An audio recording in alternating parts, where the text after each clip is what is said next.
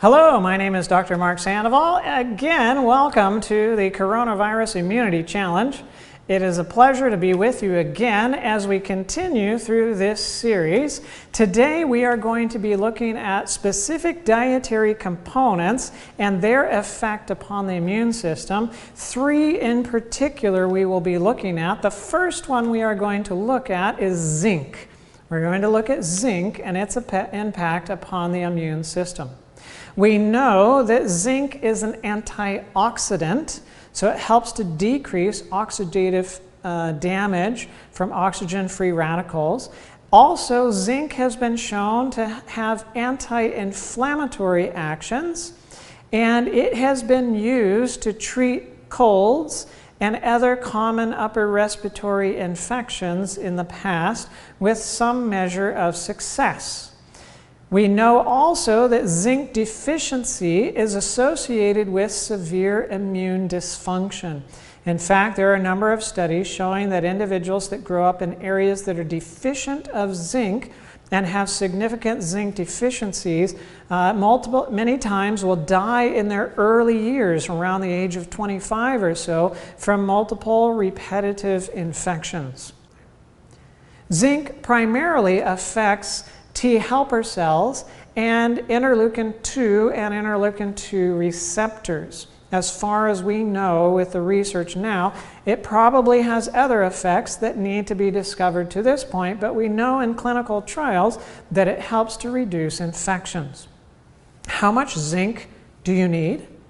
The recommended daily allowance of zinc for women is 8 milligrams and for men is 11 milligrams. So guys, a little bit more, women a little bit less. Children, it's lower than that, and if you're pregnant or breastfeeding, then women's needs increase to about the men's needs, close to 11 milligrams a day. There are studies that show that in order to prevent colds or flu, you should be looking at about 20 to 30 milligrams of zinc supplementation each day. And if you actually have a cold or have a flu, some studies have looked at taking multiple zinc lozenges. Usually the zinc lozenges are about 5 milligrams a piece, but taking multiple of them throughout the day and up to about 75 milligrams total of zinc for the day. It's not recommended to continue that for more than a week's time, because the upper limit of normal is about 45 milligrams of zinc, but you can tolerate 75 milligrams for a short period of time. And there are complications associated with zinc overdose as well. What are sources of zinc that can be helpful to you? Well, plant-based sources of zinc include hemp seeds. Hemp seeds are actually the highest source of, or the highest concentration of zinc in plant foods that we're aware of. Pumpkin seeds tend to be fairly high in zinc as well, as do cashews and tofu. Yummy, yummy, yummy. I'm glad for that. Quinoa or quinoa, however you say it, that tends to be fairly high in zinc, as well as chia seeds and flax seeds, and your whole grain breads also tend to be fairly high in zinc. So these are sources that you can go to. You don't have to supplement with zinc, but if you're looking at warding off an infection or treating an infection, then you probably do want to look at zinc. And there has been some studies showing that coronavirus and viruses in general are eliminated or killed when they come into contact with zinc. And so there's a theoretical component where if you had somebody coughing on you and you breathed some of that in, or you got it into your oral passages, and if you took a zinc lozenge and started sucking on it and getting it in that area, it could kill that, but it wouldn't kill the ones that went down into your airway. Anyways, so zinc can kill COVID or coronavirus on contact. So that's a benefit. Another component that we want to look at is vitamin C. vitamin C and its impact upon immunity. Now, vitamin C has been around for a long time, and there has been a lot of research related to vitamin C, and so we know quite a bit more about vitamin C than we do many other nutrient components or micronutrients. We know that vitamin C is a potent antioxidant. Again, like the zinc, it helps to decrease oxidative damage, oxidative stress from oxygen-free radicals. It supports both the innate and the adaptive immune system. The innate immune system is the part that is no different when you're not sick versus when you are sick. It's like your skin. Your skin is there when you're sick and when you're not, and certain components of the white blood cells are always active whether you're sick or not. The adaptive immune system is the one that identifies a specific bad guy and then starts creating antibodies to it and a specific cellular response to find that particular bad guy and eliminate it from the body. So vitamin C helps out with both of those responses. Vitamin C, because of its effect on connective tissue, it helps to support the epithelial barrier, and the epithelial barrier is what helps to protect us most of the time from bacteria.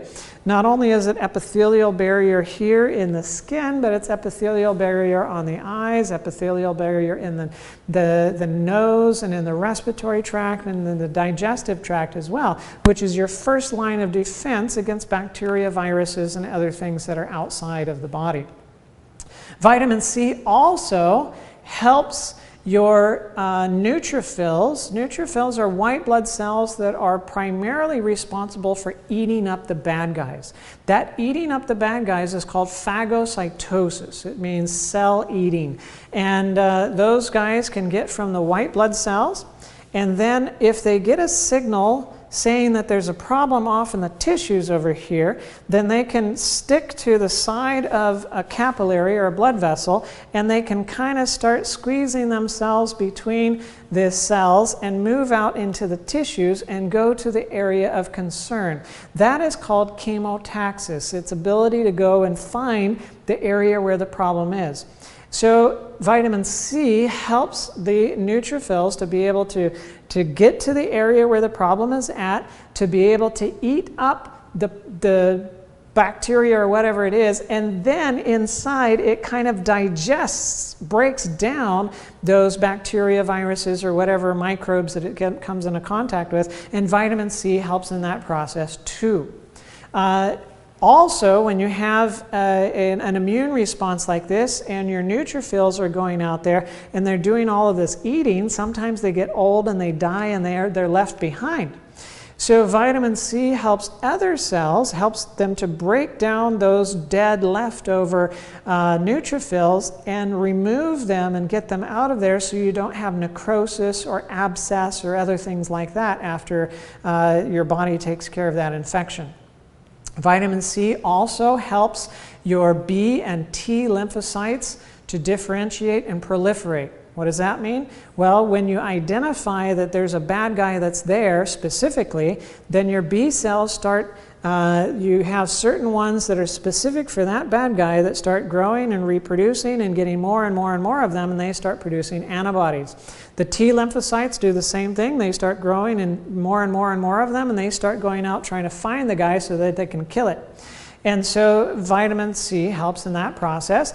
And vitamin C supplementation has been shown to prevent and treat respiratory and systemic infections. That's a very good thing to know, especially in the context of, again, coronavirus. And so vitamin D is a good thing. How much should you take? Well, the recommended daily allowance for vitamin C is 75 milligrams for women and 90 milligrams for men. Again, 75 for women and 90 milligrams for men. It's recommended that for prevention, you take somewhere around 200, 300 milligrams a day. So it'll probably come in a 250 milligram component. So that would be good for prevention. What about if you actually have an illness and you want to treat it? Well, you're looking at least 1,000 milligrams, if not more. Now, there's a limit to how much vitamin C that you can consume at any given time and digest and get assimilated into the bloodstream. If you want really high doses, then it has to be lipolyzed or mixed in with fats, and so that you can actually absorb more of it. What are some good dietary sources of vitamin C? Those dietary sources include things like guavas. Guavas are the highest fruit source for vitamin C. Red bell peppers, tomato juice, orange juice, green bell peppers, green chili peppers, oranges, strawberries, papaya, and even broccoli are good sources of vitamin C. And so those are places that you can go to. There's other foods that have they're good sources of vitamin C. They're just not quite as high as those. But if you want the highest, guava. Guava is the highest source. And when you eat some guavas, you know it because you can taste it.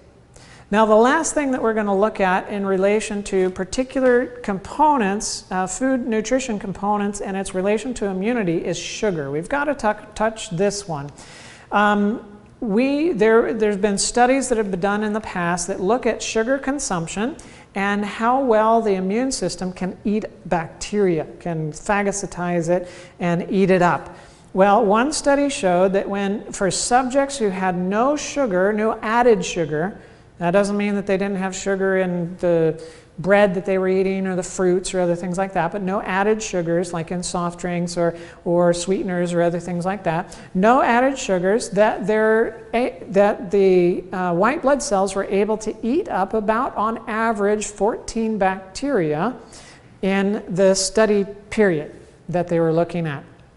If individuals had 12 teaspoons of sugar in the last 12 hours, 12 teaspoons of sugar in the last 12 hours, the white blood cells were only able to eat up about 5.5 bacteria in the same study period. And finally, those that had 24 teaspoons of sugar in the last 12 hours, added sugars, the white blood cells could only eat 1 bacteria. That's pretty significant. How much would it take you to get 24 teaspoons of sugar? It takes you 2 cans of soft drink. 2 cans of soft drink can get you up to 24 teaspoons of sugar. So it's not that much, but it is that much. And it has a huge impact upon your immune system and its function. Some studies also show that the greatest impact on the immune function after sugar consumption is about 1 to 2 hours after you consume it. And still, at 5 hours after that sugar consumption, the levels have not gotten back to normal from what they were before one consumed that sugar. And studies also show that Americans now consume 10 times, 1,000% more sugar than we did 100 years ago. So it definitely is a problem that we're running into, and we need to look at limiting the amount of sugar intake that we have, especially those added sugars. Sugars are fine inside fruits and vegetables and the natural foods that you're eating, but those added sugars become a problem.